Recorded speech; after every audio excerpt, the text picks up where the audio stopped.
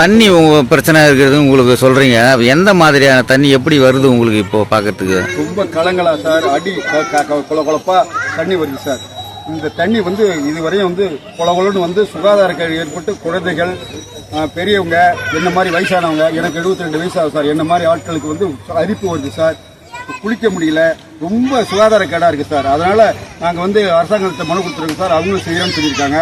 அதே போல் திரும்ப எந்த இதுக்கு முன்னாடி உள்ள அரசு எதுவுமே செய்யலை. இப்போ உள்ள அரசுக்கிட்ட நாங்கள் எங்களுடைய ஏதோ கோரிக்கை வச்சுருக்கோம், அவங்களும் செஞ்சு தரதா சொல்லி எங்களை உறுதி அளிச்சிருக்காங்க.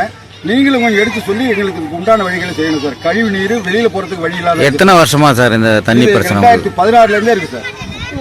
10 வருஷமா இருக்குது சார். நாங்கள் குடி வந்ததுலேருந்தே இருக்குது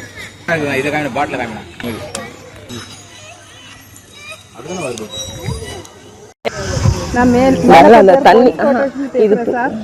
எங்களுக்கு வந்து இந்த குவார்டர்ஸுக்குள்ள ADSP, DSP, retired inspector, retired SI எல்லாருக்குமே இந்த இடத்துல வீடு கொடுத்துருக்காங்க சார். வந்து அது ஜெயலலிதா அம்மா இருக்கும்போதே எங்களுக்கு தந்த குவார்டர்ஸ் வந்து அடுத்த ஆட்சி வரும்போது வந்து அம்மா கொடுத்த வீடுன்னு சொல்லி எங்களை எல்லாரும் ஒதுக்கி விட்டுட்டாங்க. வந்து எங்களுக்கு எந்த ஒரு பஸ் வசதியில் இருந்து எங்களுக்கு கழிஞ்சு போடுறதுக்குள்ள நல்ல தண்ணி எதுவுமே எங்களுக்கு கிடையாது. வந்து நாங்கள் எந்த இடத்துக்கு கம்ப்ளைண்ட் கொண்டு போனாலும் அது திருப்பி ரிட்டன் அப்படியே தான் வருது. வந்து யாருமே எங்களுக்கு இது வரைக்கும் எந்த ஒரு நல்லதுமே செஞ்சதில்லை.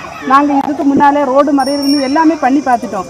இப்போ நீங்கள் வந்திருக்கிற முதல்வர் வந்து எங்களுக்கு ஏதாவது நல்ல செய்யும்னு நினைச்சா நாங்கள் இன்னைக்கு இந்த பேட்டி இது கொடுக்குறோம். வந்து இந்த தண்ணியை பாருங்கள், எங்களுக்கு கொஞ்சம்